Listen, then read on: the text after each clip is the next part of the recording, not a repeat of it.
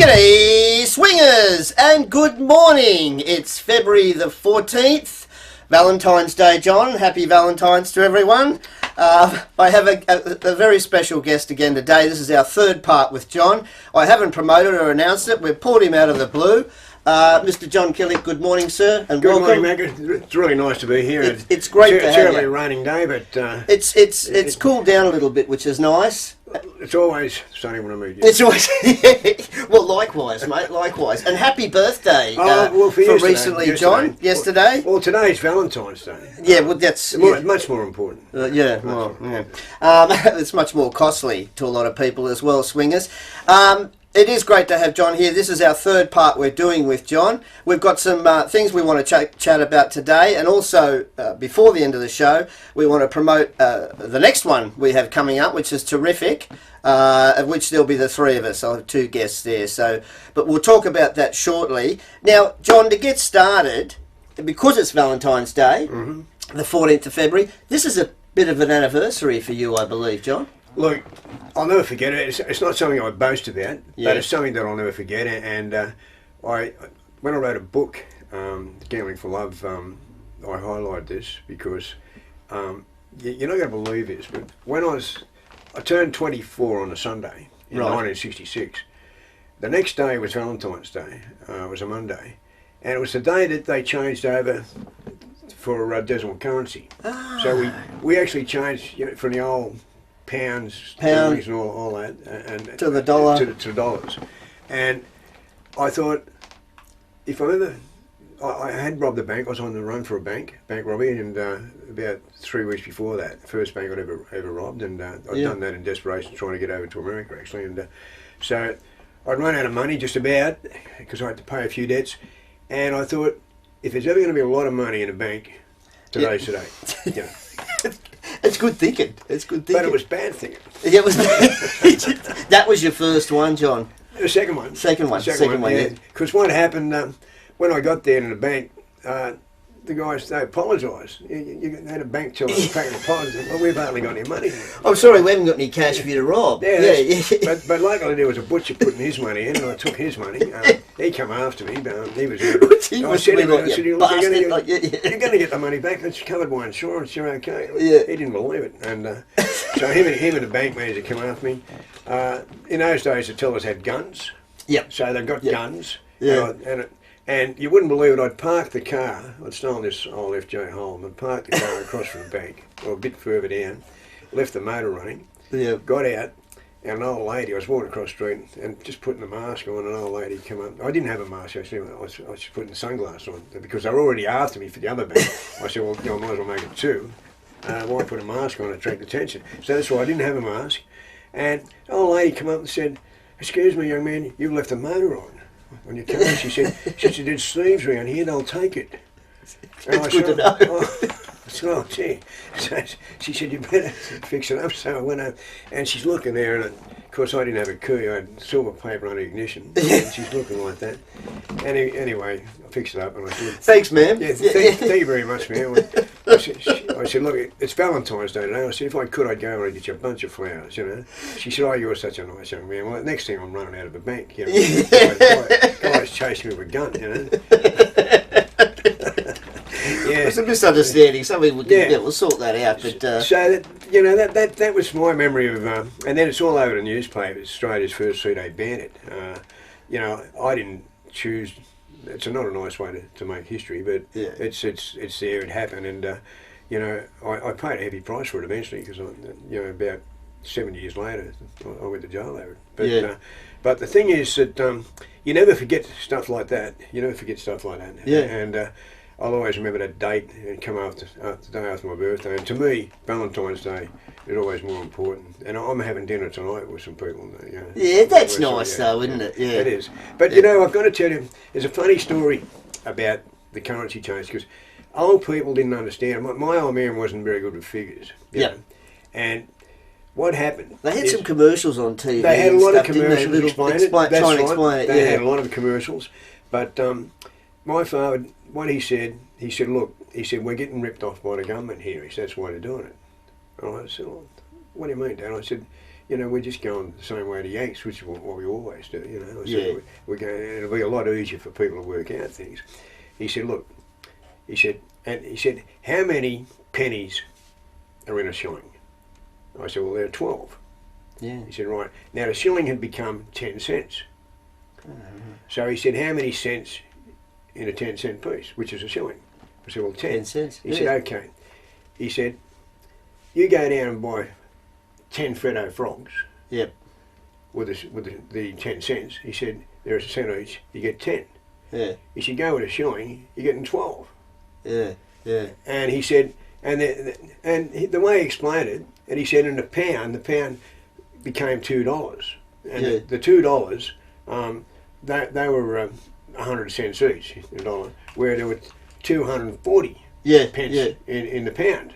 It does sound confusing, isn't it? I was born 67, so I just missed it. But he said, we're getting ripped off. He said, you go down and buy those Freddo frogs, he said, and you'll be getting 40 short with the dollars. Yeah. He said, where the fuck's the Freddo frogs, where are they? Yeah. That's the way he was looking at it. Yeah. And I couldn't explain. I put it to a few people, and they said, oh, no, that's just... I said, well, you go and explain to Dad. Yeah. Where the Freddo frogs are. Yeah, exactly. So it's something I always remembered that when they done the changeover, that you lost something because 10 cents... A shilling became 10 cents, you were losing 2 cents. Yeah. I remember speaking to my mum years ago and saying, well, what's a tuppence? And things like tuppence. Right.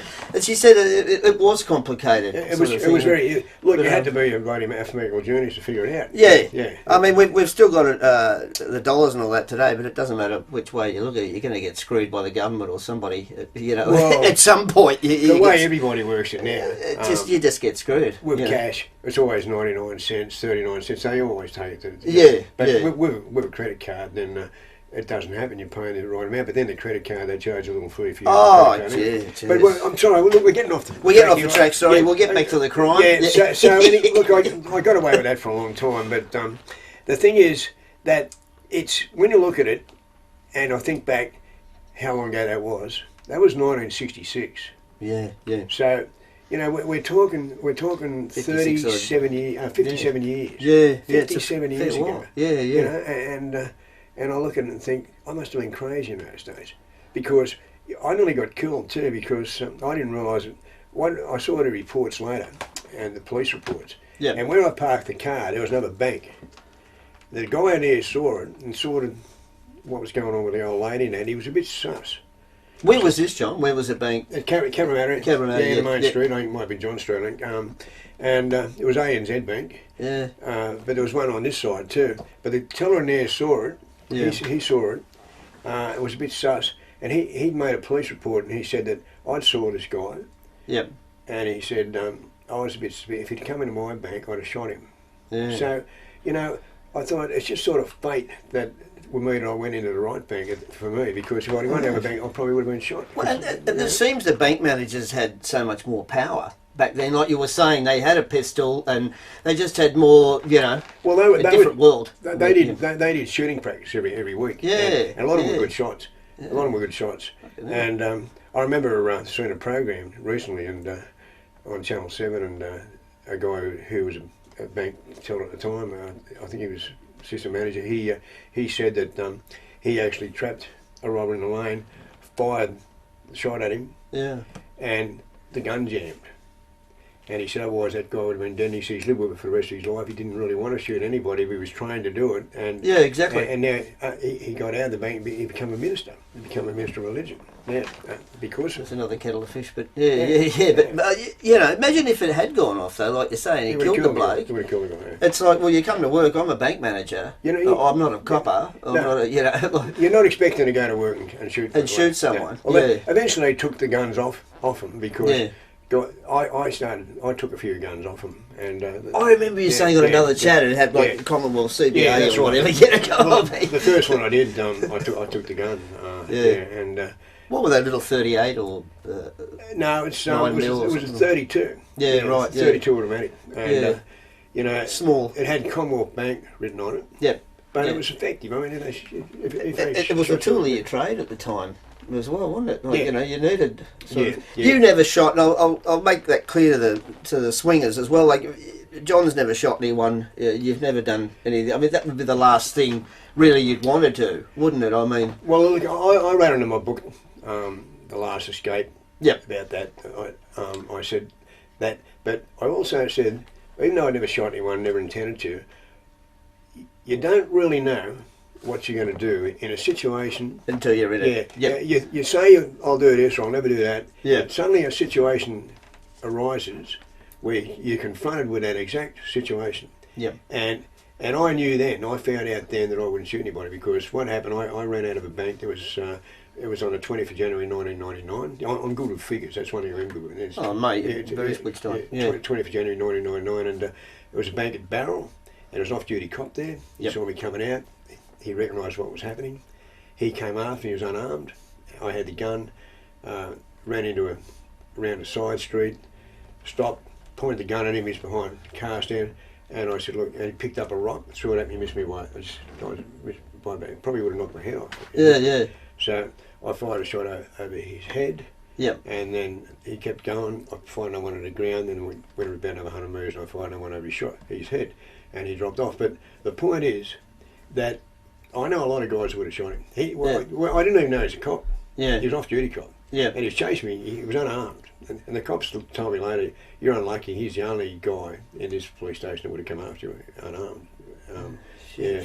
And he the way I looked at it, I found out then that I wasn't a killer, because I knew I wasn't a killer, but that proved it, that I did. Your beef was with banks, or that was what you were doing at the time. You weren't there to bloody kill people. I always operated on bluff. Yeah. But, as the judge said to me when he gave a big sentence, he said, you didn't write him a letter and tell him beforehand you're not going to shoot him, and that's it.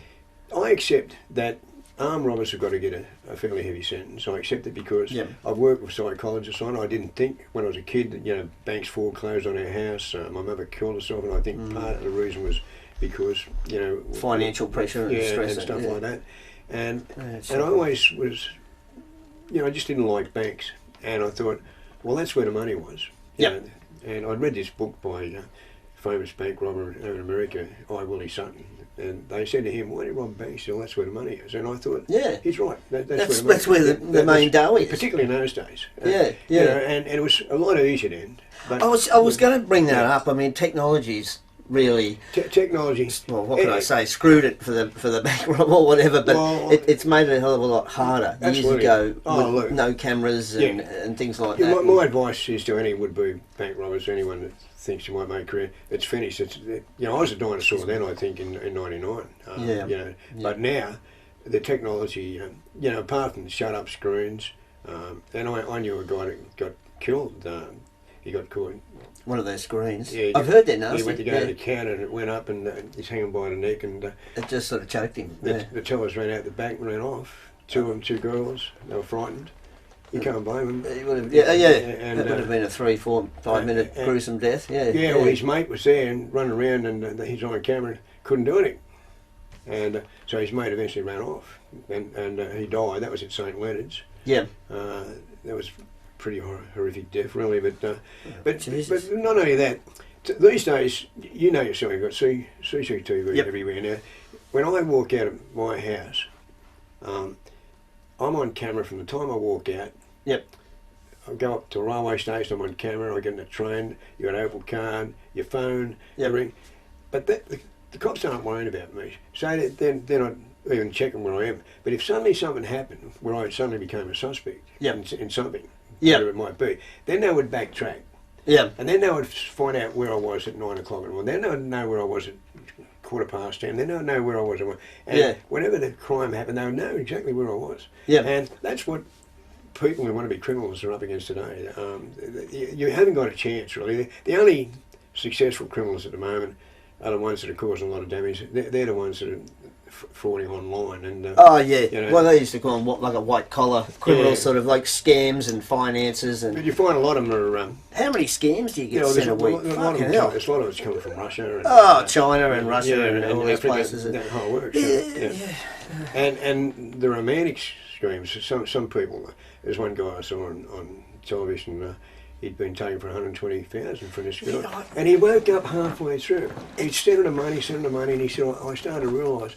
And they said, well, why didn't you stop? He said, well, I've already wasted all that money, so I just thought... Kept wasting it. Yeah, I know. You see these just schemes, hoping, you know. well, you see some poor 60-year-old woman that's, you know, lonely and shit, and some guy in Africa or whatever, oh, he loves me, and I know he's 40 years younger than me. It's a self-delusionary thing that people delude themselves that it's real because they don't want to believe the truth, that they're getting frauded. And I think it's pretty... They're really lonely. And I think it's, you know, I mean, I was a bank writer. That wasn't a very nice crime, but... You know, these people that rip off old pensions and people, their life savings, they're a lower rung again. Dirt. Yeah, exactly. Yeah. Exactly, they're bottom feeders. Yeah, they're right down the bottom. And you've got to say that because you see distress. Some of these old people kill themselves. So they lose all their life. So some bastard that'll attack or mug someone in a scooter, you know, or in a walking frame. It's like, you gutless bastard. I think they're near subhuman, those people. Oh, absolutely. Really, I think in most cases they're bloody like ice addicts and all this sort of crap, mate. And, you know, ice is doing a lot of damage. It's doing a lot of damage. And, look... You know, look at the States, fentanyl. Oh my God, that fentanyl stuff is just terrible. Yeah. We helped a girl once, a friend of the family, and she got on ice. We got her out on bail, and she shot through, and she's gone back into jail, interstate 3 or 4 times, and there's nothing can be done for her because it's so addictive. They're just so hooked on this shit. And this is where I've done a lot of jail. And I really think that the jails have got to look at spending more money on rehabilitating drug addicts. There's got to be more rehabs.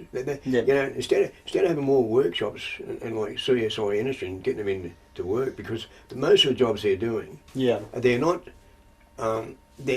learning skills. So, I mean, if they're putting coffees and sugars in a little thing, or they're selling body bags, there's not a great opportunity for them outside to go and get a job selling body bags. Some incentive sort of thing. Or there's no jobs for them doing this sort of stuff. So, look, get in there. There's 2 things I'd do if I was running a jail. And the first thing I'd do, when they came through the gate, got off the truck, I would say to the guys, take those people in there, give them a sheet of paper, and get them to write half a page about their life story. Anything. I don't care what it is. Because you know what? Half of them can't do it, half of them can't write. Yeah. And that's how... Imagine you're a kid, you're a 3rd generation bloody welfare family. You've never worked your life, your father's probably never worked his life. Yeah. You know? Yeah. All your mates are on drugs. All your mates are on... You're on drugs, all buddy, and that's your life, and then you come into jail and you can't read or write, then you get out and you finally have to go for a job, you're on parole. Who's going to give you a job? Yeah, exactly. Who's going to give you a job? No one's going to give you a job. No. And so you're sort of labelled, aren't you, with it for life sort of thing. And look, it's epidemic because I talk to my son's in China. He teaches English over there, and he's doing pretty well. Yeah, he's been over there 20 years. He's married. He really likes it. Yeah, he really likes. But those kids over there, most of them, their parents make sure they go to school. They do a lot longer hours than what our kids do. A lot of them get tutored coached, and these kids up out west and that. Yeah. Their parents don't give a stuff if they go to school or not. You know, and what they're doing. And they're dead set, their cells waiting for them in jail. Their cells waiting for them. And it's really very sad. You've got to say it like you were saying, with Asian culture, they do make their kids study and Korea, Japan, China, what have you.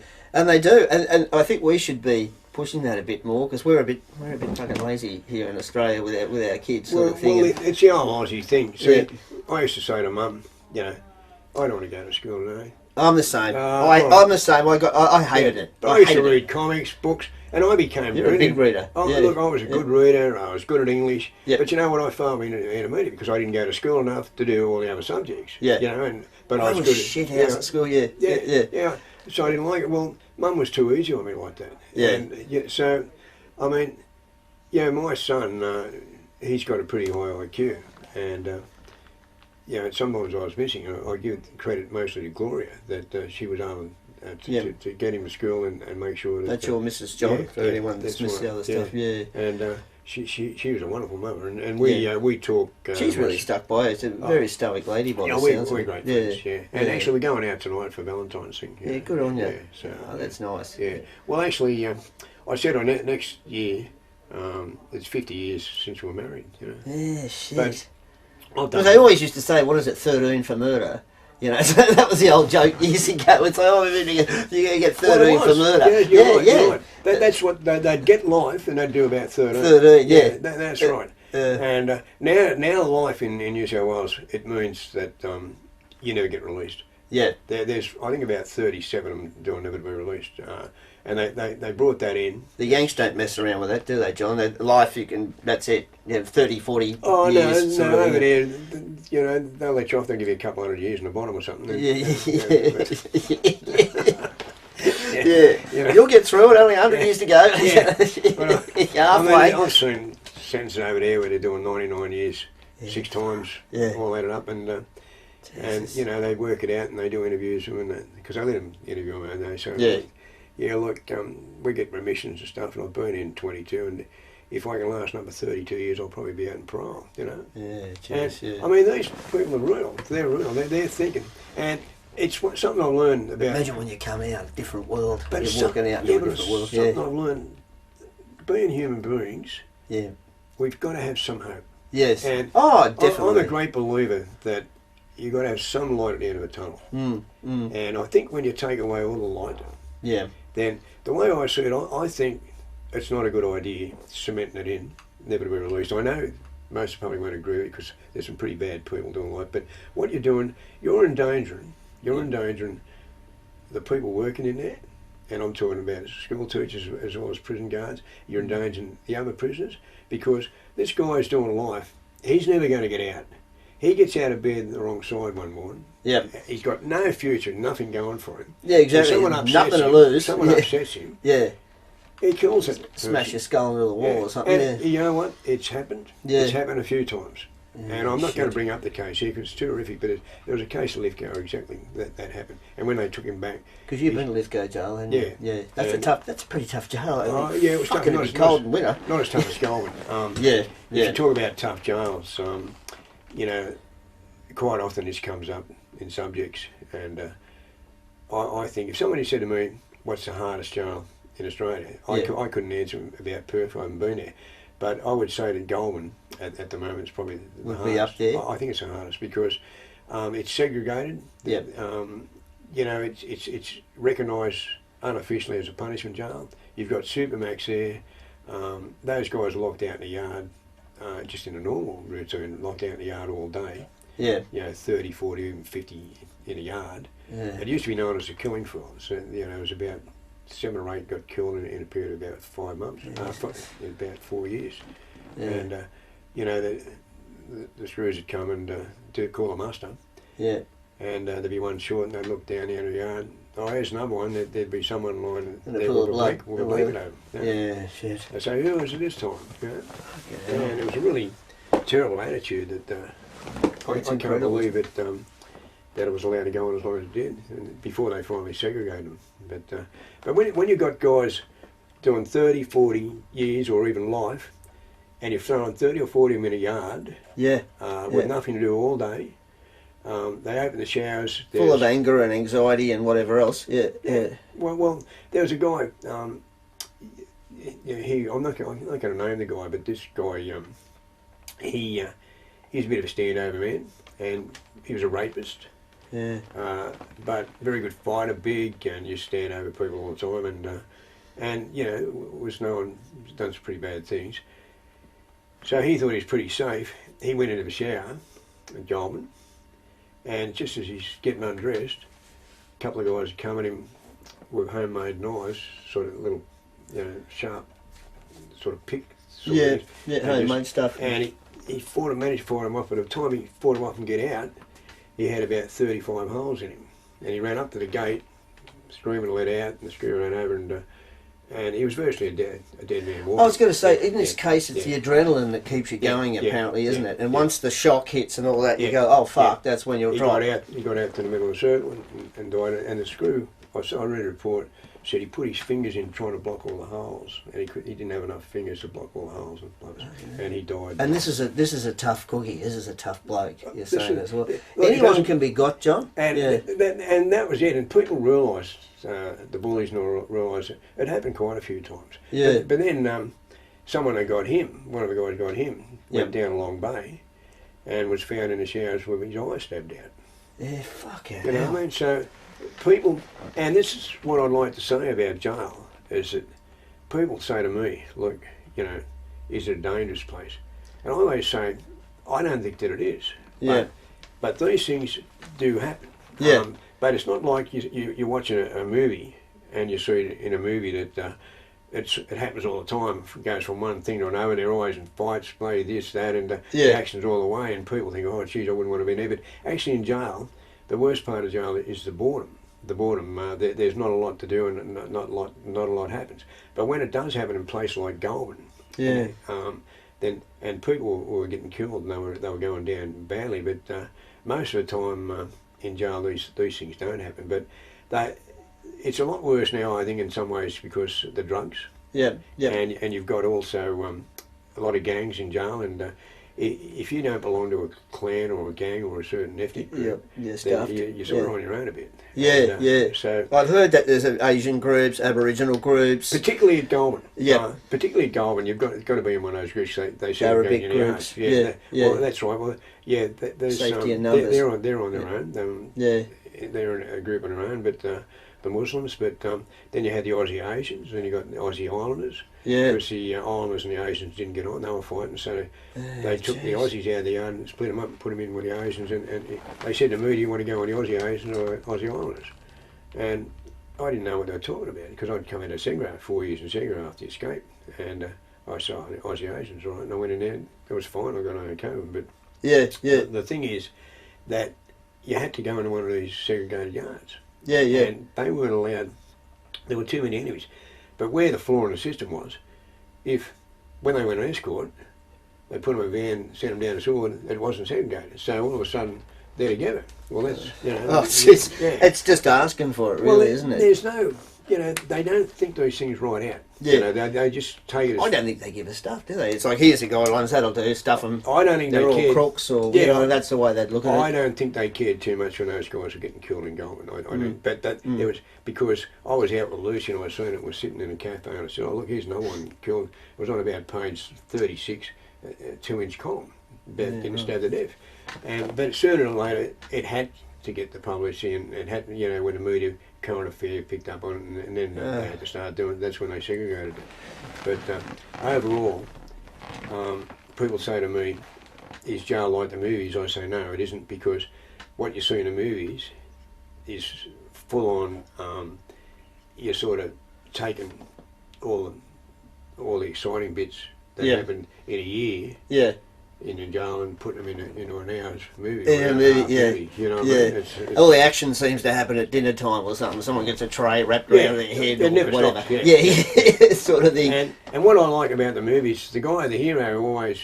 He might only be an accountant or someone who's done something, but all of a sudden he's beating the best fighters in the jail. Oh, that's right, and he'll take 3 or 4 slugs and not a scratch or a mark on him, you know, like off a massive guy. It's like the old westerns, remember that? They'd have the shootouts and they'd be firing everywhere, and he'd be going bang bang, about 6 of them would be going down, there were bullets flying around, and not one would hit the no, that's right. And I used to love it too. Always have a fight. You hear, like you never really hear that in a fight. You don't hear that, you know, like. What about Rocky?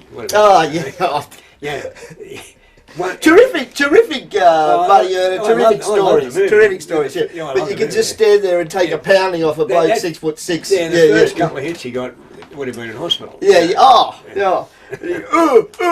then he comes back again. He made all those noises. He's not quite remarkable, about 73, 74 now. So he's still pretty fit. Pretty remarkable, mate. I saw his early days there. He did a bit of porn in his early days there. He did. But we're getting off the track again. We're good chatters. He's a good man. Can you take some of this out? What I'm going to say to you too, and I think we touched on it a bit before, in 1960 was your first stint? Yeah, first time in jail, 1960. Must have been terrifying. January. Must have been. And the difference today is, I don't know what goes on in jail. And as well the floggings. So you're usually, and correct me if I'm wrong, initiated with a flogging, you know, when you arrived to jail? No, there was only a few. That was, now being a different era and different time, Look, they had... all the jails, every state that I know, always had a punishment division, and you know, Bogger Road was saying they'd take them down in the dungeons down. I heard Bogger Road was pretty horrible. That was pretty heavy, and well, Joe Yorkie Pearson said nothing's too good for my prisoners, and he said that's what they get. And Joe should have went to jail himself. That just we're getting off the track, but you know, but look, the policy has been for a long time in jails, and we never woke up in Australia. We got over here really starting all this stuff in 1788, and the first week we were here, we hanged a poor 20-year-old because she stole a shirt and a little bit of food. Now he'd been on one of them boats for bloody 10 months. You imagine what he was like. So the voyage alone, fucking hell. Yeah, that's right. And he was 20 years old, but they wanted to set an example. And the trouble is they've been setting examples in their own mind ever since 1788. And it's just damn wrong. We've got this lock 'em up, throw away the key, punish 'em attitude about prisoners.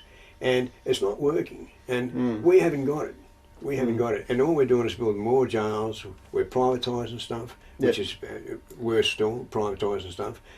Cramming more and more prisoners in America, there. look, they've got more prisoners than anybody, and they're just building new jails all the time because it's an industry. Yeah. And they've shown that once they open up a new business, jail, really, they open up a new jail, all of a sudden they've managed to find enough prisoners to fill it up. How are they doing that? And a couple of judges have gone to jail by they got paid for sending kids to jail that normally wouldn't go to jail.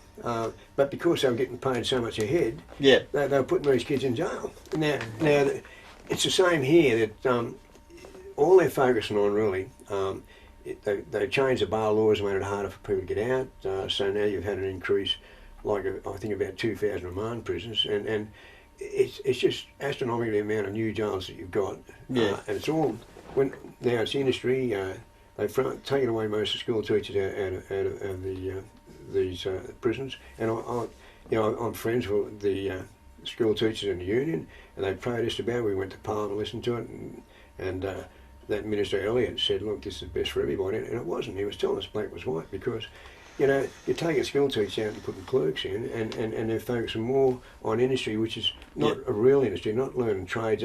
Probably about 5% of them learn the trade, the other 95% learning nothing. Yeah, exactly. And so, and they should have rehabs, educate them, and turn them out so they've got a chance outside. Yeah.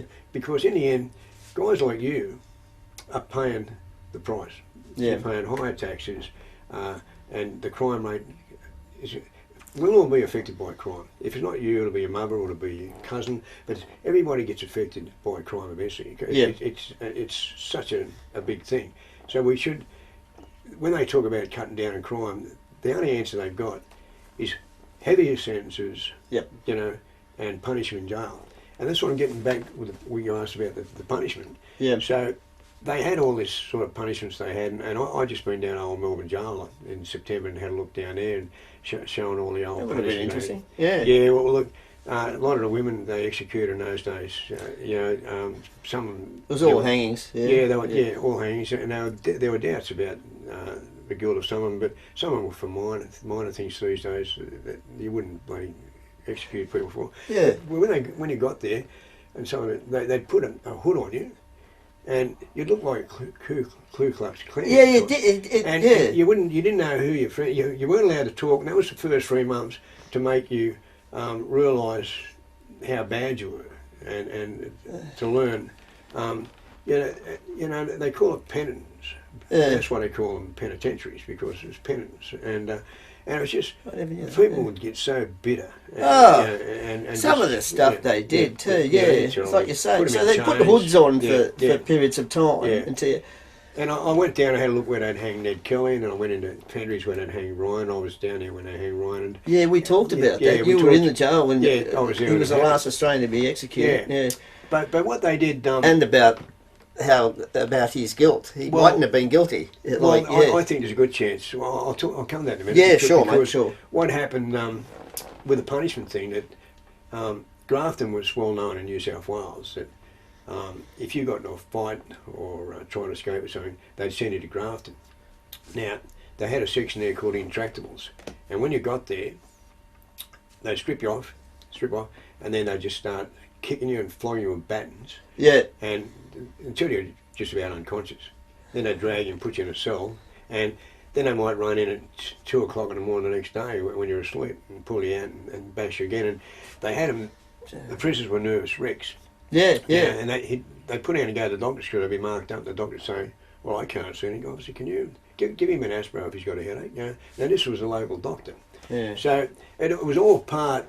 The whole community was sort of in on what was happening. Yeah. And H Division was the same down in Melbourne. They had H Division very. I heard that was a shocker. Yeah. I'm going down there on the 1st of March. Yep. Because it's reopening. That there's people have bought Pentridge, and what they've done in conjunction with the National Trust, they've preserved some of it. They've preserved H Division. Yeah. So they're doing tours down there. Yeah, right. And you come down there. I wouldn't mind looking at that myself. Well, I think it's about 30. I like Victoria. I don't like Dan Andrews, but I like Victoria. Yeah. Well, look, you wouldn't believe they've got a movie theatre in there now. They've got hotels. Some of them hotels with 3 cells have been made in the hotels, and they're really, really great. It makes sense, really. Oh, well, it's making money. It's educating people on criminal history. Well, it is. They've got nice cafes here, and I went down there, this little cafe down there, and I walked in, and there was E Division on the left, and that's where I'd been in a siege. And you wouldn't believe it, in 1968, June, 20th of June. Yeah, right. No, they would have loved to hear about that at the cafe. Did you? Yeah. Oh, I didn't tell them about that. Yeah, there's a hairdresser's there. I might tell one of them. Yeah. You know, you like talking to barbers, but the thing is, they probably wouldn't believe it anyway, because there was 18 carloads. I had 18 carloads of police surrounded the place, and marksmen there shooting out the lights, and it was a series. I was lucky to survive on that particular one. It would have been like a bloody movie. Really, wouldn't it? What the hell's going on here? I took the Screw's gun, I had the gun, and and held them off. Me and 2 mates held them off for about 6-7 hours.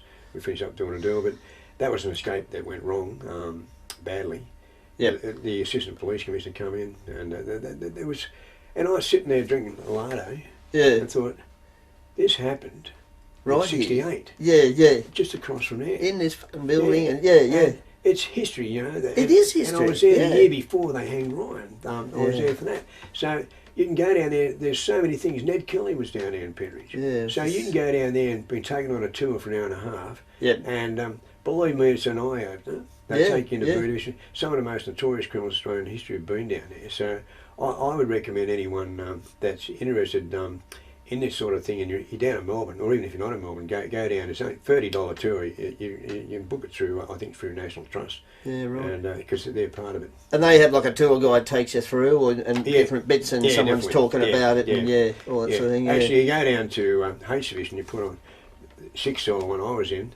You'll see that there's image of me on a video. Oh, really? Yeah. They reckon I never shut up, so I don't know. Well, people know me, mate. I'll talk the leg off a chair, but we should have put you on walker so you could talk to him. Tell his story, but no, you'd be good at that. But look, but H was the same when you got down there, and you go there now, and I went there and I got a chill run through, because I remember going in there, and you're going to be flogged, you're going to be stripped, you're going to be bashed, you're going to be hit with batons. Yeah. And they had a Royal Commissioner to it, and the Royal Commissioner was a government man who was sent in there because all these riots that happened down there, and you had the Vietnam War protesters outside on the side of the prisoners, that because of all the stuff that was going on, and because you had what happened, they started putting guys, who wouldn't go and fight in Vietnam. Yeah. They were throwing them in jail. Yeah. So what did they call them? Conscious objectors or something. What was it? And there were quite some pretty famous ones that went in there, and so that they had a big support group down there. Terrible. Anyway, it was we shouldn't have gone there. I don't blame anyone for not wanting to go there. Look, Muhammad Ali picked it. Summed it up. They stopped him fighting for 3 years. He said, "I ain't going over there and fighting no way. Little Asian people that have never done anything to me." They've never done anything to me. And by the way, they were fucking fantastic fighters too. They knew the jungle back to front, and we over 70,000 Yanks killed. We lost that war. We tried to get out honourably, but we lost that war. Yeah. And, over 70,000 Americans killed. That's huge number. And I think it was about 500 Australians were killed there too. So shocking, mate. No, and for all for no reason. Honestly, mate. But that first, I say to you, that first time that whether it was first time in jail or whatever, but that first bashing, which was inevitable at some stage, it must have been terrifying when you know something's coming. You know what I mean? You got 3 or 4 blokes. Well, I got a double whammy because I tried to escape from Hawthorn Court. It's amazing what your body can take too, mate. Isn't it? Just pending and knowing that these cunts are coming in and they're going to flog the fuck out of me with batons, and I got nothing. Look, I tried to escape from Hawthorn Court, right, and just missed. And the cops came. A guy had tackled me from the top of steps. I got away. Actually, I was just about to go. I was dressed in my own clothes. It was June '66, and the cops come and they used to give me a really bad flogging because that's what happens. You know it's going to happen. So then I come in and the other cop detective came in and said, you know, you're going down to Hay Street. And I said, yeah, and I was battered and bruised. So by the time I got down there, I was already battered.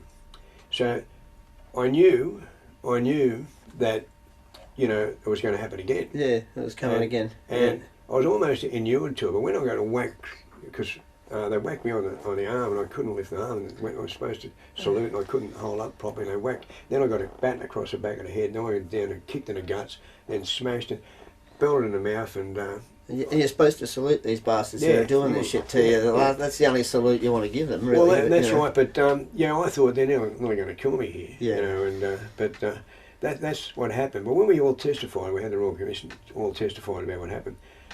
This commissioner, Jenkinson, his name, it was called Jenkins, actually got up and tried to tell the world it didn't happen. That's one of the reasons I'm going down here, because I've written a book. I've just finished a book today, and we hope to have it out. No, you've been up since Sparrow's Flight this morning. Yeah.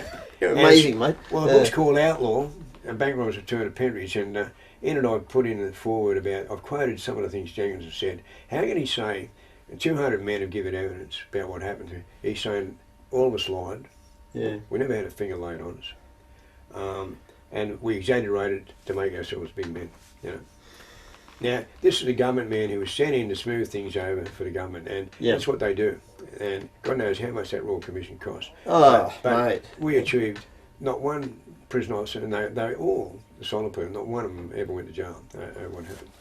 Do you know of anyone that got any prisoner that got anyone that got their revenge in their way, sort of thing? They all talked about it. Yeah, I'm going to get this bastard, or I'll flog him one night, or it must have happened at some point. I don't know. Well, Stan Taylor. Look, what I will say that Bertie Kidd said it, and I've said it, and a lot of people that were down there, Bertie Kidd was down there. A lot of people down there have said that it was a breeding ground for hate.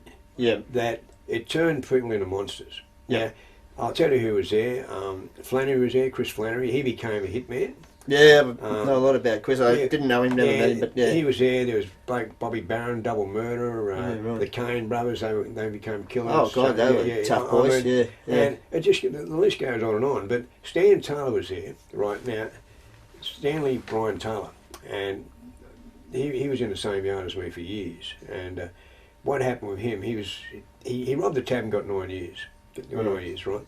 But then he escaped, and it was with a guy called Marty Nagel, and they escaped and they robbed three service stations. And Marty was pretty smart, because somebody had moved around a thing and he sang out, "Stan, watch him." So, I mean, he might as well have printed his name on his back. You know, Stan, watch him. Well, they knew straight away it's his escapees, because they were masked. Yeah. Can you believe that? That's what he did. Yeah. So, so they're all over the news. Yeah. And so suddenly the police see an opportunity to get some publicity here, and so it's us against them. Yeah. And all of a sudden they're like John Dillinger. Oh yeah. They're robbing a couple of garages. So A couple of surveys. They jumped over a wall at bloody hell. I mean, it was it's nothing like Ryan Walker. It was just But so when they got him, he finished up with 21 and a half years, Stan. Yeah. Well, he couldn't handle it with 18 years in the bottom, and he said all I did was a couple of couple of surveys, and and he couldn't understand how he was doing 21 and a half years. Yeah. So then he was quite mad. He'd been in boys' homes too, and I think a lot of things happened in some boys' homes. fucking So shocking stories of So Gosford Boys' Home was a shocker. But I believe. And the thing is that in those days they got away with it. But what he did, he used to say, and we didn't believe it. You know, he said, when I get out, he said, I'm going to go up to the armed hold-up squad in Russell Street. I'm going to put a vest on with jelly night, and I'm going to blow us all up. Ah. You know, now none of us believed it because Yep. you hear it a million times that people are going to do this, they're going to do that, Yep. and when they get out, they think, oh shit, if I do it, I'm going to get hurt, so they don't do it. Yep. So instead, they go and watch a movie or something. You know, They forget it and move on. Yeah, they just don't do it, and it's a good thing that they don't do it. It's a good thing that sanity prevails, and that there's the old thing. Unless you pick the scabs, Yep.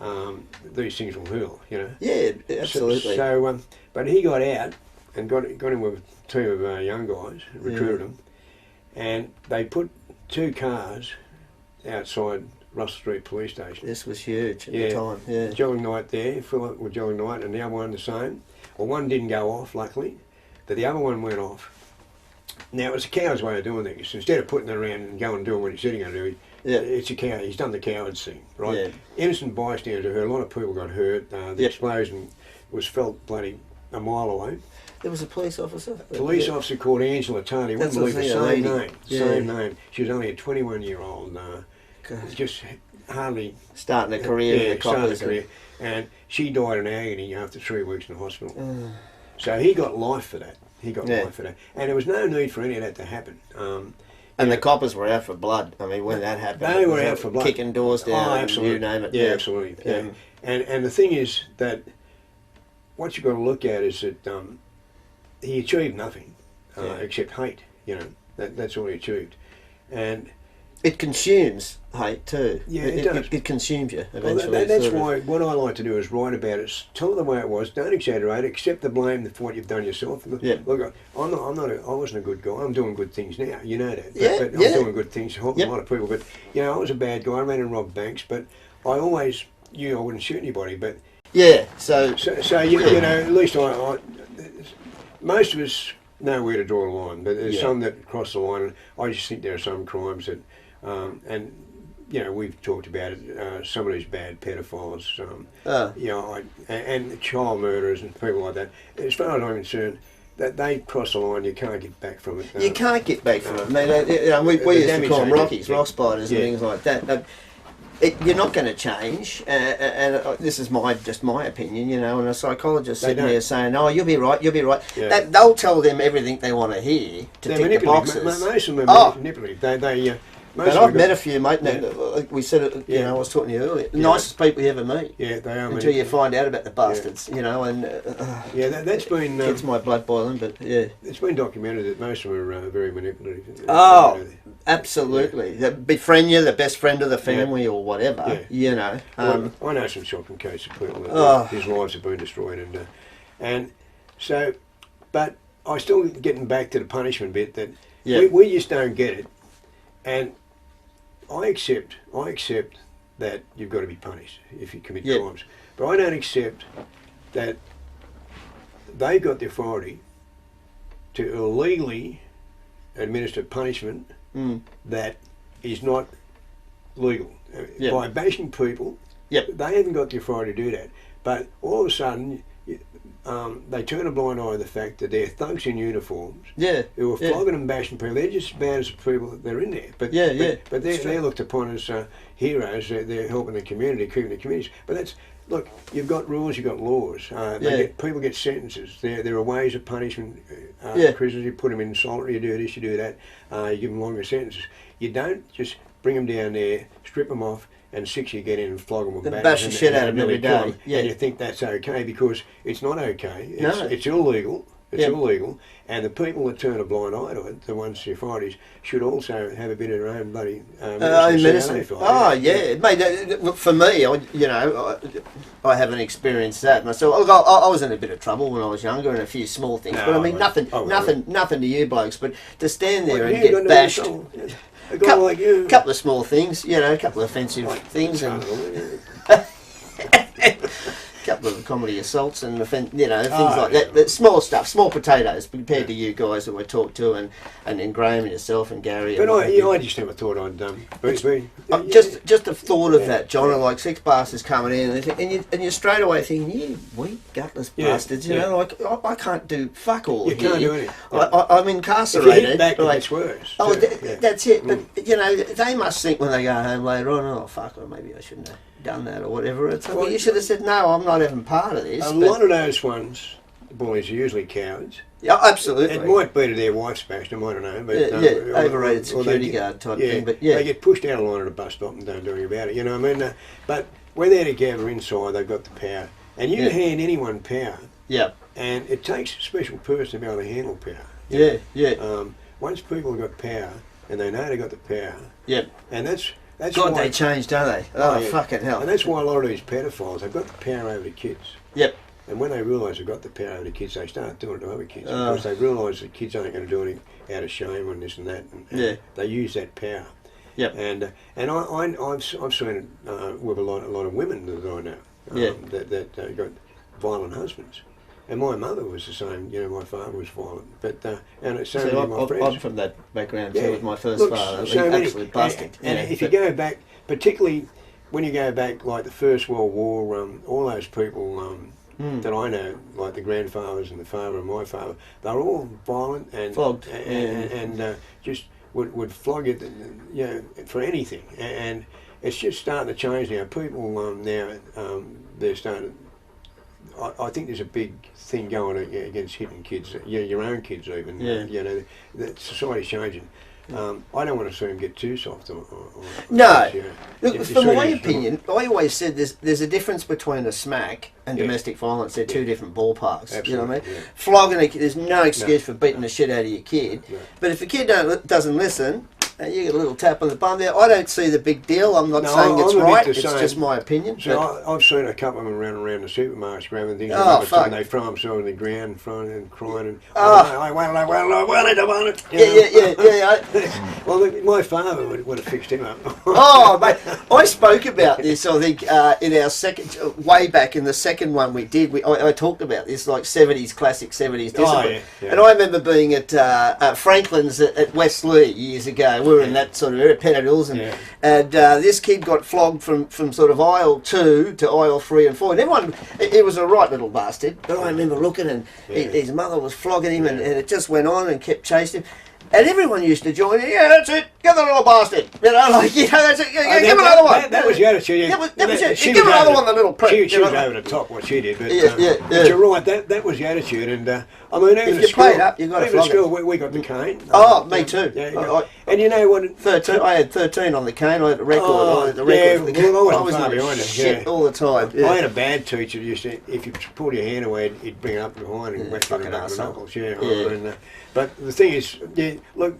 We had teachers used to couldn't wait to give the cane out, and I was a prime, so always bloody getting caned, and the hands or the arse. I got on the hands. I think it fucking hurt. The hands probably worse than the arse. It's like a burning sensation. It really hits you fast, and but some of them definitely, I think, got off on it. Oh, for sure. And some of them, if you're in a situation like that, just. But we're living in Australia, and you've got to, like, this is the 50s, but in the 50s, they still were administering. People don't believe it. I tell them to check the record. We were still in this country, were administering corporal punishment, and I met O'Meara, and he showed me. He was given the cat o' nine tails, him and his mate. They strapped them up, and you see these, you go to these old prisons like Melbourne Jail, and you see the cat o' nine tails. And they put them up on a triangle, and just strip them down. And I think they get 12 things, but it's got all these little cords on it, and the end would inflict cuts them open. And he had all these scars on him. It happened in 58. And it was this is the last one in Australia. It happened at Penridge. And Penridge is famous for a lot of these things. Last execution, the last corporal punishment. And he showed the scars, and he always talked about it, you could see. You read back in the history, and he got 12. Some of them were given 100. But he got... See, how you could survive 100 or 50? I just don't see how they would have survived 100, to be honest with you. It's that brutal. And then they had to go back to work the next day or something. And this is how we were. We just, prisoners were treated like subhuman, really. And it goes back to the English and all that. They were horrible 1800s. Oh, definitely. Brutal. Definitely. Well, you've seen those old movies where they... Braveheart showed how it was. Yeah. They put them out there and they'd all come down to watch the execution. Yeah. That was a Sunday entertainment. There were no movies in those days. We'll go down and watch one of the executions. Oh, yeah. I mean, we're not that far removed. civilisation's a great thing. Yeah. Civilised man, but below the surface, there's still that bloody desire, that can come out, and you often see it that everything goes wrong for people that comes out. That's why I'm a great believer in not pushing anybody too far. Yeah, no, look, I agree, and I mean we've spoken before, so we're not here. I'm not here every month or whatever promoting crime. We're not promoting it at all. We're saying don't. Oh, but absolutely. there's two sides to every coin, sort of thing. There is, and look, it's what I say that I believe I've come to this conclusion after 50 years of it. That I'm all for. I think that I don't say punishment. I think that there's got to be discipline. That there's got to be a payback. There's got to be a payback. Yep. You can't have people bashing people, breaking into our homes, taking things, running in, robbing banks. You can't have this and let it go. And the people that get up and say there shouldn't be any prisons, they're wrong, because there are some people that just have to be in prison. There are some. I've met people that are absolutely evil, and yet they've got to be shut out of society. That's simple as that. But with crimes, you've got courts, and they hand down what they think's a fair sentence. Sometimes they get it wrong, badly wrong, but they hand down what they think's a fair sentence. Now that should be it. From there, they should go in. The system should be trying to rehabilitate them. They should be trying to give them courses. They should try and, if they're druggies, they should try and have rehabs to help them. So when that person gets out, that person steps out a better person, because most of them go in, they come out worse people. That's what. Especially when you're going to get flogged every day and whatever. It's like fuck this. Australia's always had it wrong in that respect. Yeah, they have. And we've. So America's pretty much the same now.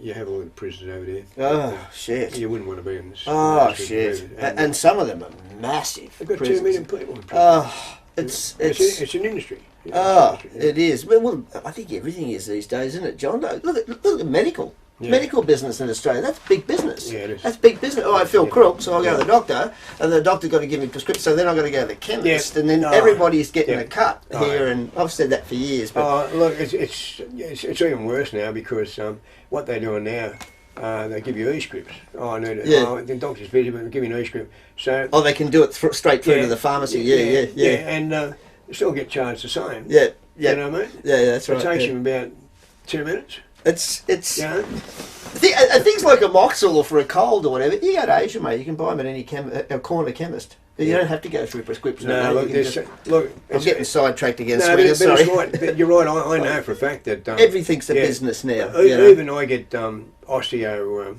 those osteo tablets, anti-inflammatories or whatever. And you can't even get them off the counter. You've got to ask them there behind the counter. And that's partly to do with druggies. These things melt them down and make drugs. That's part of the reason.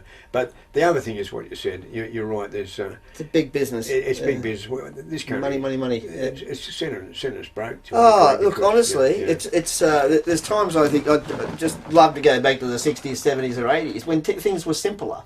Yeah. It's like technology. There's pluses with medical for technology, but there's also minuses. Look at everyone today. What do we do?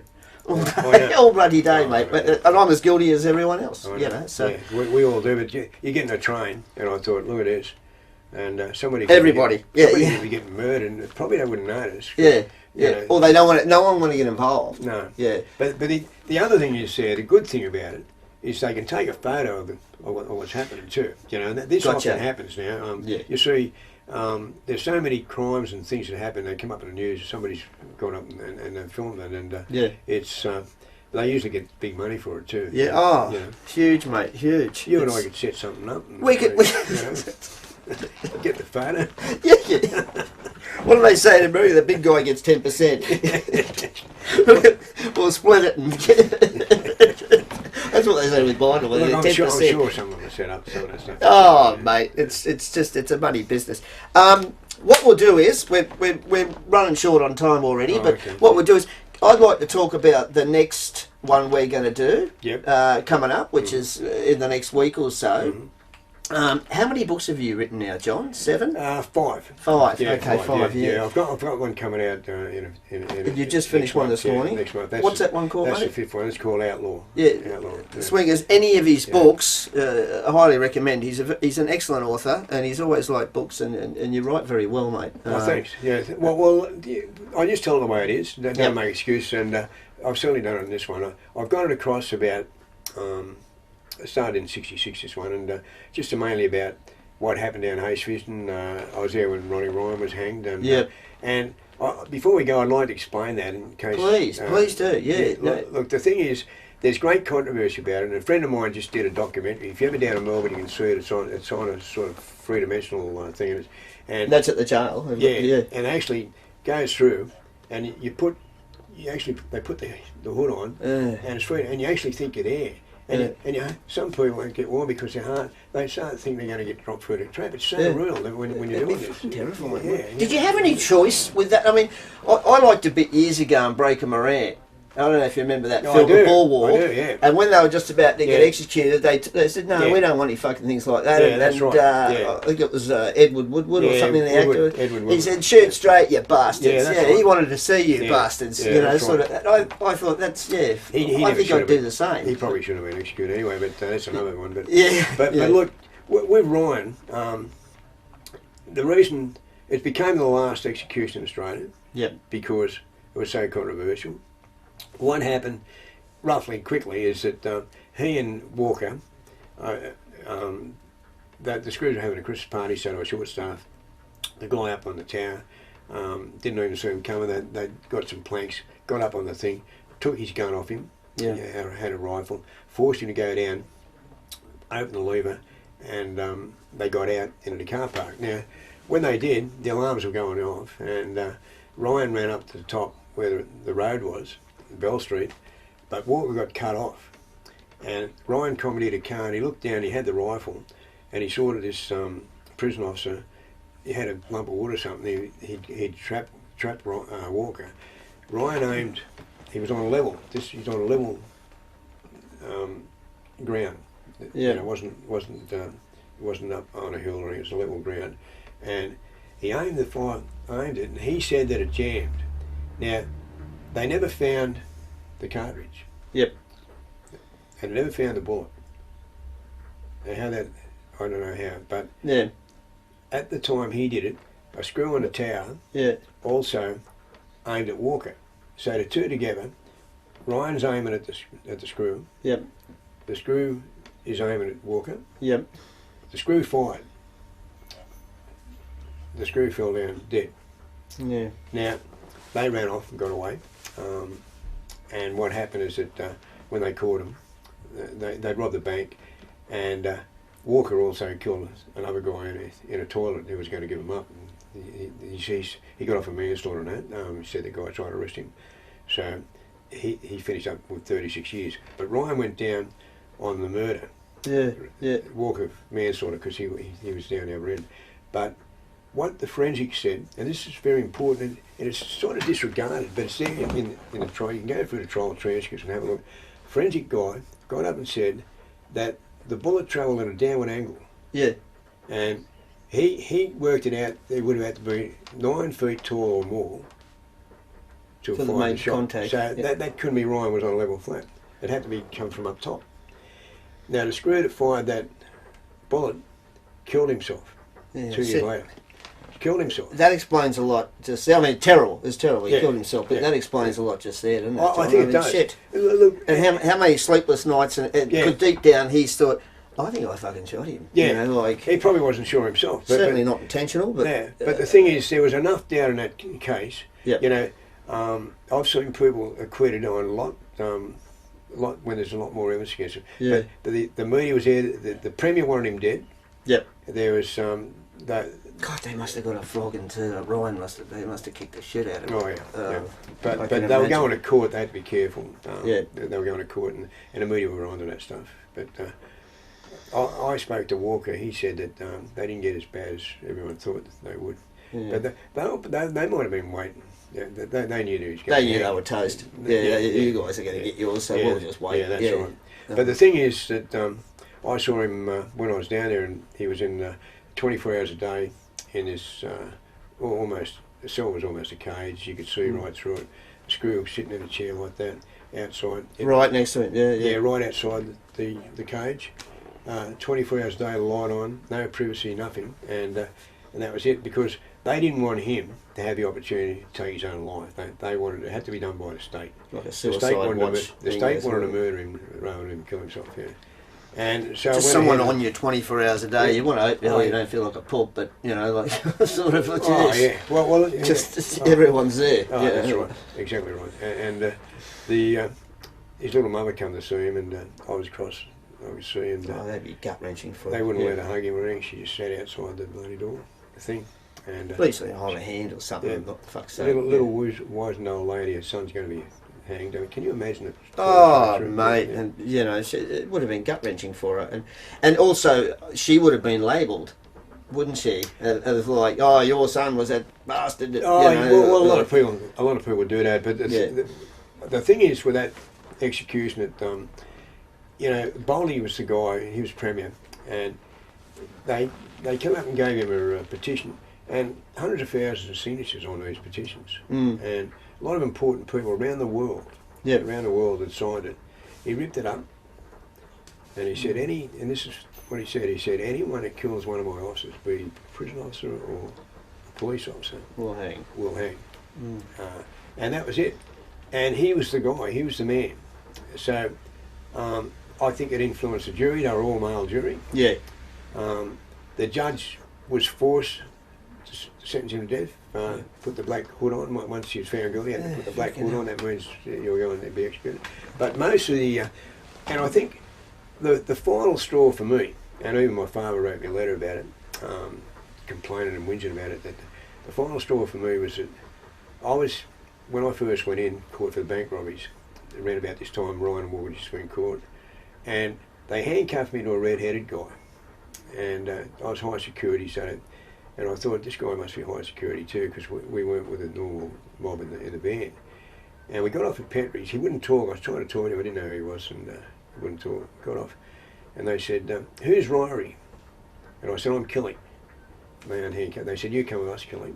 And we started to walk away, and then I heard this screaming. I looked around, and a couple of crims. Not screws. A couple of crims had this guy on the ground. They were bumping him and kicking him and smashing, screaming out.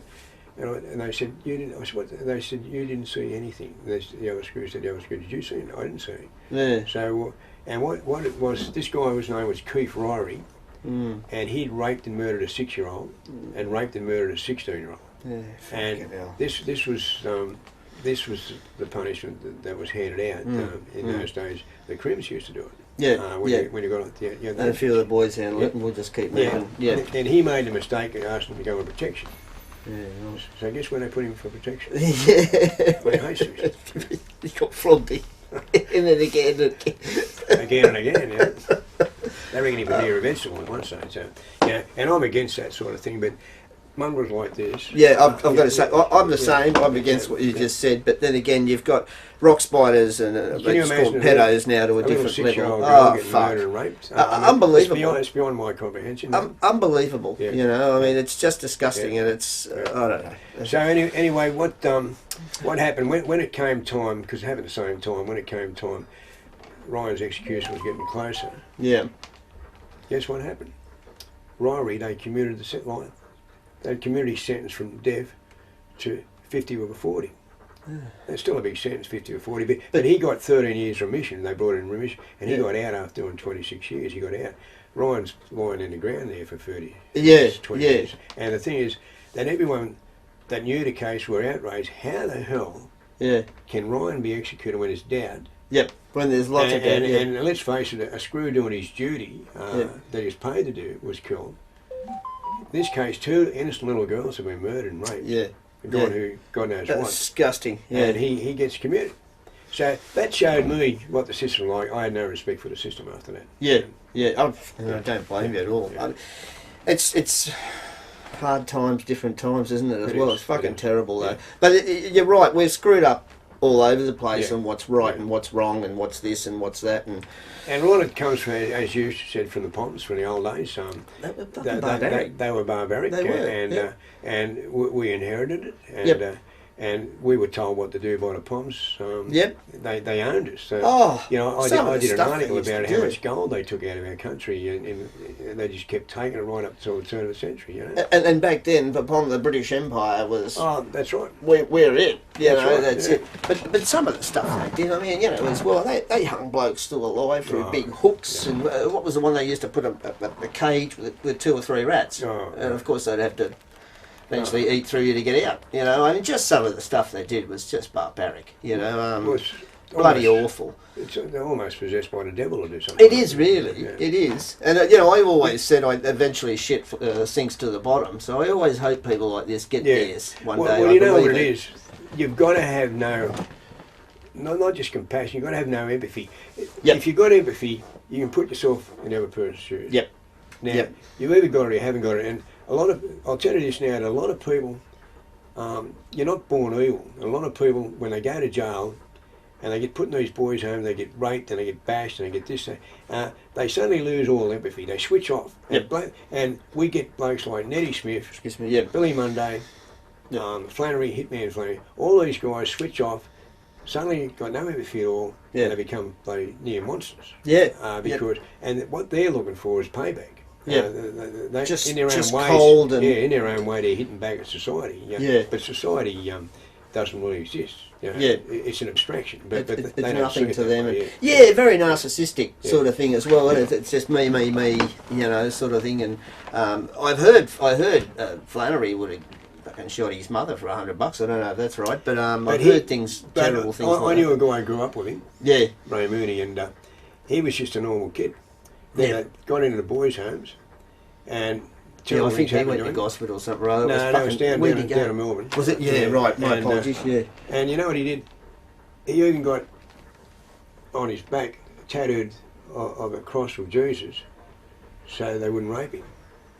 On his back, That's it. They still raped him. They still raped him. Fucking hell. And so he just became a cold killer. Yeah. Oh, fuck. But he didn't last long, He didn't last long, and I heard he was heavily into the drugs and what have you and stuff. And he became. You're right. When you're a hitman, you'll kill anyone, I guess. Yeah. You might charge double for your mother, but yes. Okay, terrible, isn't it? Terrible. Now we're going to have to get on the push. What I'd like to do is, we've got this is episode 19, Swingers. So we've got 20 coming up very shortly. And that we're going to have a bit of a group thing there. Well, we've got Russell Manson coming in.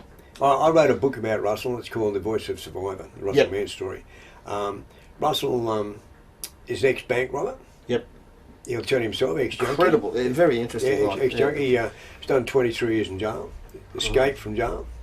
And the thing is that he's got a remarkable story, because what he did was when he got out of jail, he formed a company called The Voice of Survivor, and that company now helps other victims.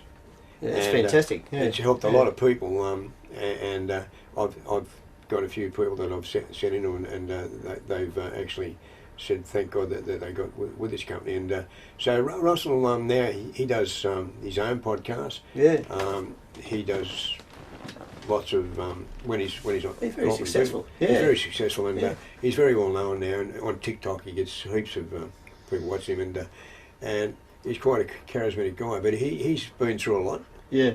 And I think that when he comes in here, we'll have a really great chat. But, mate, it'd be fantastic. Well, you're co-host, John. Your co-host. Right. So we two of us, so we can fling some stuff off him, and the knowledge you have, because you've written a book about him as well. But it's I do very. A lot of research on him. Yeah. Oh, mate, it's bloody gracious of him to give us some time. I haven't met him. I've just spoken to him briefly. Well, he might put you on his podcast too. And I'm not very exciting though, mate. I think if you told the truth. I've had some interesting things happen in my life, but we'll see how we go. No, that's terrific, and we're looking forward to that. That's number 20. Look, before we go to, we had on episode 18, a previous one, we had Hod, Gary Page as well. So, and Gary's, look, a few people got upset with a few things. I'd never met Bert Kidd at all. I just want to put that in there. And I certainly had heard of him when I was a kid, and there was certainly a fear and respect there for him. I've said that many times. I haven't met the man. Gary had history with him. Gary's his own man, and he speaks his own mind. You know what I mean? So it's up to Gary what he says there. So whether you feel it's right or wrong, whether it's upset people or whatever, I regret that. But we speak our own mind, don't we, John? And Gary's his own man. He speaks his own word. You know, so. Well, I think. I don't, like I said, I haven't met him, so I'm not... Kid, Gary Page, we all go back a long way, and we've all done it for each other. We've all known each other, and the thing is that too, when you're talking in a podcast and doing things, you don't always get a chance to explain things fully. Yeah, and exactly. Sometimes things can be taken out of context. Exactly. That you've said might exactly, mate. I listened to it a couple of times. I don't think it's anything that bad, but you know, it did upset some people there or whatever, and. I believe Bert's in Tassie, I believe. So I've never met the man. Well, Bert's getting pretty old now, but he's got a couple of books out. I've heard his books are terrific. You know. So. Yeah, I didn't write them, but the guy who wrote them is a good writer. Yeah, right. And the thing is that the way I see it is all of us travel different roads. Yep. Yeah, and sometimes we don't all agree. Yeah. With what the other one does, but the thing is, I think deep down we've all got respect for each other for what we've done, what we've been through. We've all been through bloody hell and back. Oh, mate. And the way you've got to look at it is, in a way that it's incredible that all us old guys can still get up and tell our story. Yeah, and I think it's got to be done before we're gone, because you know the new breed. Oh, absolutely. I'll give you 2 bob for the new breed. Oh, absolutely, mate. Give you 2 bob for it. No, absolutely. It's as I've said many times, Australian criminal history, wealth of knowledge, and it's disappearing. It's disappearing. You know, just like King's Cross has disappeared. Like a lot of stories, and I'm just that's right. I'm an average Joe that makes no money out of it, but I want to try and keep it alive. I want people to know these stories because I was lucky enough, I think, to have the taste of the old Australia. You know, I was a 60s baby, 70s, 80s.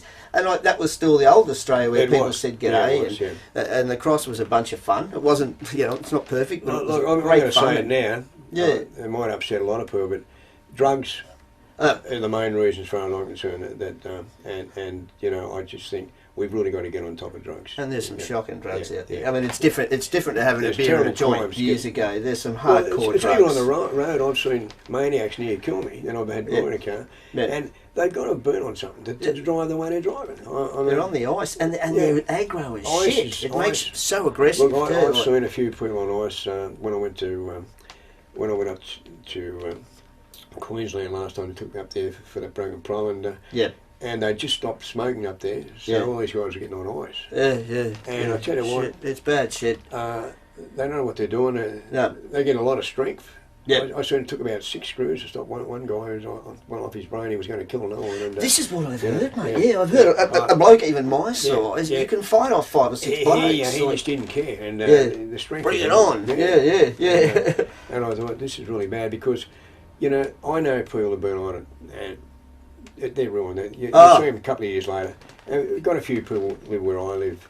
And they're poor buggers, you know. I mean, they're just near brain dead. It's just, it wrecks your skin, your teeth fall out. It's just fucking. You can go blind. It really affects your eyes and whatever. And the trouble is, you go to country towns and you see some of these kids are on it, and it's really sad. You know, when I was a kid going around the country towns doing it, you didn't see any of that. You know. There might have been a few louts around, but you didn't have this sort of stuff. Yeah, the hide behind a building with a couple of long necks, or you'd have a joint or something. But that was about the extent of it, sort of thing. You know. But anyway, John, thank you very much for coming in. We'll wrap this up for now because we're going to be back within the week. Yeah. And as I said, Swingers, that was episode 19. We're coming back for 20 with this lovely man and my co-host. Mr. John Killick. I wouldn't mind being a car. Yeah, absolutely. The three of us will be involved. Yeah, It'll be something really good. I try and make it a little different every time, and with stories and things. And I mean, having Russell would be just fantastic too. Well, he's got a lot to talk about. We'll let him have this. We'll let him have the floor, and we'll probably do a similar again, about an hour show. Might run a little bit longer. I'd like to go for 2 or 3 hours, but unfortunately the swingers, most podcasts, they get bored after 50, 60 minutes, so I'm trying to keep it. That's another thing with today's society, that they got a very low no attention span. It's gone. It's gone. It's sort of a couple of young guys I know. It's do this, that. They'll walk straight past and go, "Where is it? Oh, it's just there." A lot of the young ones that I know, I tell them about these great movies. And like The Usual Suspects and stuff like that. Yeah, where you got to watch it and get into it. They watch it and they lose interest. After 15 minutes, they want to watch those action movies. They want to play video games again. Action movies, big car chases, machine guns going around. There's some terrific ones, and I like a good movie. I like a movie for 2+ hours. Yeah, but I like one with a plot. Yeah. And these days, I used to love Hitchcock, mate. Hitchcock was brilliant. I used to like Hitchcock's. Well, he didn't do his own stories. Every story he did, there was somebody else wrote it. He pinched it, but he improved it. Just changed it around. Yeah, he was a bit of a weirdo himself. He's a smart fucker, but he was a great director. Yeah, he couldn't have been a leading man. No.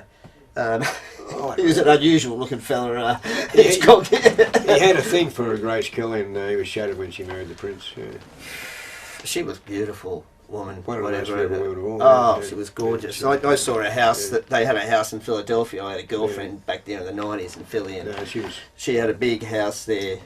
Did you really? Yeah. Oh, very flashy. Never got to meet her. Never got to meet her. I never saw her, but I was over there for a while back in the 90s, and in the 90s. Yeah, in the 90s. I had a couple of girlfriends. She might have been dead then. She died. I think she died in the 90s. Around about then. Maybe late 90s. I was there in the early 90s. But we'd always go past this house every day, and she has Grace had big walls around it. And when they were in the States, they lived at this house. She got killed in a car, actually. Oh, shocking. Yeah, they were winding around. Was it Morocco? And, daughter was in the car too. Beautiful lady. A lot of talent. But anyway, all right then, we'll wrap it up for now. Thank you very much for joining us on episode 19 today, Swingers. Thank you. Mr. John Killick, thank you, sir. Sorry, we're all over the shop today. And we were all over the shop, but this is what it's about. We're unscripted, we're talking naturally. Maybe that's better. Yeah, we just talk naturally, I'm an average Joe. I'm certainly not a journalist. I don't like journalists much. I shouldn't say I hate them all, but I don't like journalists much, and this is what I want it about. We're not scripted. We just talk and get some information out there and get opinions. And well, I think we've got a lot out today. Bloody oath. Different subjects, and we even told them about a few movies and things like that. A few movies. We've tapped into the medical profession, a bit of politics or whatever. And don't forget Valentine's Day. And, Happy Valentine's Day, everyone. How many Freddo frogs you can buy for Valentine's, fellas, hide your wallets, hide your fucking key cards, and guys, stay home today, guys. It costs a fucking fortune, doesn't it, Valentine's? Happy department store day. That's about it. Yeah. Anyway, thanks very much, John. This was round 3, and really we'll be back. Yeah, me too, mate. And look forward to being here with Russell. We'll be back very soon, within the week, and we'll have Russell with us. It'll be a special guest, and we'll co-host, and the three of us will just have a chin wag. And be great. It'll be really good. John, thanks very much. Thank you. You are a good man. Good to see you. Round 3 with Johnny's a good man. Take care, Swingers, and we'll see you all soon.